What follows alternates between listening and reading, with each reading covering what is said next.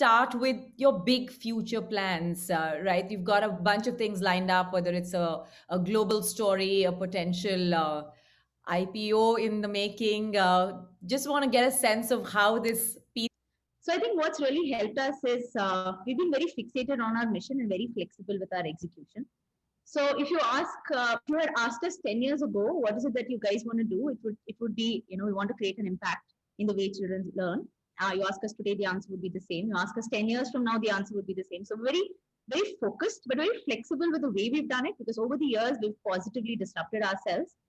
And as we go global, so a aspiration is of course to go global, and initial pilots and initial traction is great from whatever we've done so far, and also to go deeper in India. And towards that, we've also launched the app. Over the last 1 year, we fast tracked a lot of launches, one of which was launching the app in multiple vernacular languages so that we could go to deeper parts of the country. And also many more products. So we had only math and science, and now we also have social studies. We have English as well. So the idea is to constantly push the boundaries, to do everything in learning to help a child when they learn on their own to learn in the best way possible. Of course, COVID was an aberration in in a life cycle, and many people just took to online learning in a way that, I mean, me included, in a way that nobody anticipated people would. So in terms of the future of learning, do you think there is going to be some sort of a correction, and people will sort of normalize the idea of learning as a, as something that goes along, and because it's unlikely that, at least for young children, that this stays as the primary mode once schools open. Yeah, two things, right? So one is, what is it for teachers and what is it for students?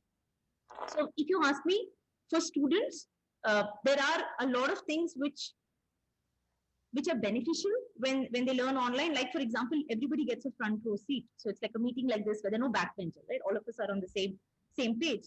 Yeah. But also they're missing out on the social skills which they would develop if they were in school, and have people around them, because there's so many things which can only be taught offline. Playing in a team, arts, right? You can't teach a child how to hold a brush online. So there are a lot of subjects which will remain offline. So the future of learning for students, at least in the K to 12 segment, I think the best would be a blended form of learning which combines the best of offline and online learning, where you have some synchronous parts which stay online, and the asynchronous parts where you can use the best of technology and help children learn from the comfort of their home in a much better way. Now, for teaching, I think this is a huge potential because, like I said, EdTech has been put in the spotlight. And so the golden age of teaching in a way has come back.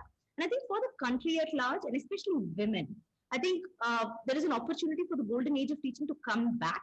Because if, some time ago, maybe 50, 20 years ago, we made software engineers for the world, I think there is potential for India to take teachers to the world. This is something that is very close to your heart.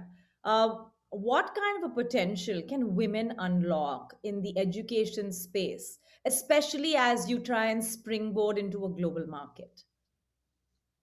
Multiple, right? So one is definitely teaching, because I've seen, and I believe that women, that the connect which comes with a child, with a student, it's so much more. It's motherly in a way.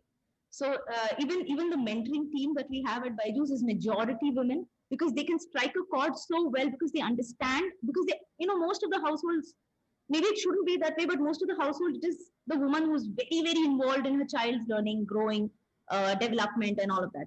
And they do that with ease. I mean, we've seen enough successful women who do both. So I'm not saying that as, a negative, but more as a positive. And that being said, women who have a good education now have the potential and the opportunity to take charge of their lives, of their career. And I always say, and I always say this, that do not marry someone who will buy you a diamond ring, but marry someone who will support you so that you can buy one for yourself.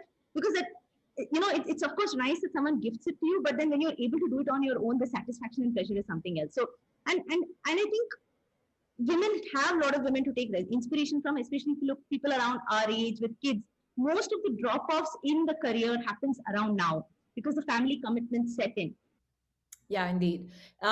For you, as you now move to the next level of leadership in terms of not just the brand but also people, how do you make your company to be more people first? Because clearly, Baiju's model is people driving this entire knowledge across a tech platform? Yeah, in fact, if anybody asks me what's your biggest strength, do we have a great product? I would like to believe yes, and all of that. But the biggest strength that we have today, which I would proudly say, is the people within us. So the entire founding team who was here when we started is here even today.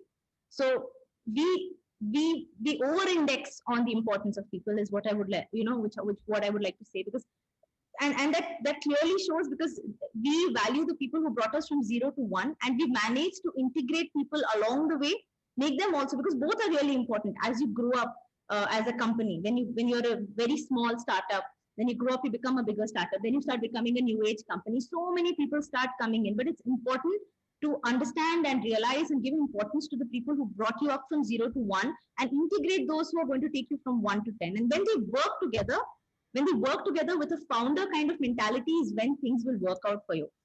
So I want to ask you one question very frankly. There are times when in the media they call you Baiju's better half. How Hmm. do you feel about that? And I'm just curious, like, do you take that with a pinch of salt? Just wondering.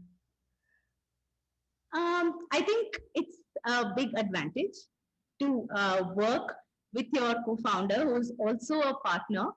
And unlike what you see on television, where they say opposites attract and all of that, having people who think in a similar way in real life really matters. So we both are very like-minded people. So he could be called Divya's better half, or I could be called Baiju's better half.